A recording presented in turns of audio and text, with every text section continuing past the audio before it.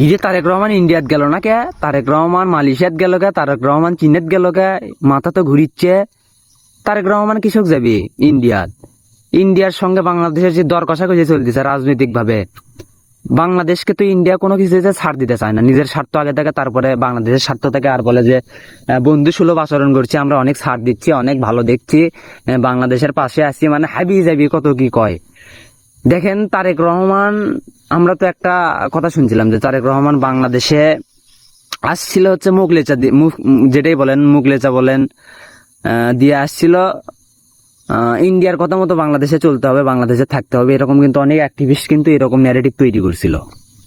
আচ্ছা, ওটা যদি সত্যি হয়ে থাকে তাহলে তারেক রহমান কেন ইন্ডিয়াতে গেল না জানেন? কারণ ইন্ডিয়ার সঙ্গে সম্পর্ক হবে হচ্ছে যে সমান সমান। আপনি যদি আমাকে কিছু দেন, আমি আপনাকে কিছু দেব। আপনি আমাকে 10 টাকা দিলে আমি আপনাকে 10 টাকা দেব। আপনি আমাকে 10 টাকা দিয়ে 20 টাকা আমার থেকে নেবেন, এরকম সম্পর্ক বিএনপি চায় না বিদায় ইন্ডিয়ার সঙ্গে মিলছে না। আর ইন্ডিয়ার সঙ্গে মিলছে না বিদায় পলাশবাড়ির যে সমস্যাটা হচ্ছে, পলাশবাড়ির সমস্যা, এটা কিন্তু ভয়াবহ সমস্যা। 16 বছর সনাতনীরা এরকম করলো না কেন, এখন কেন করতে যাচ্ছে? বুঝতে হবে ভাই, সরকারকে তো চাপে ফেলাতেই হবে।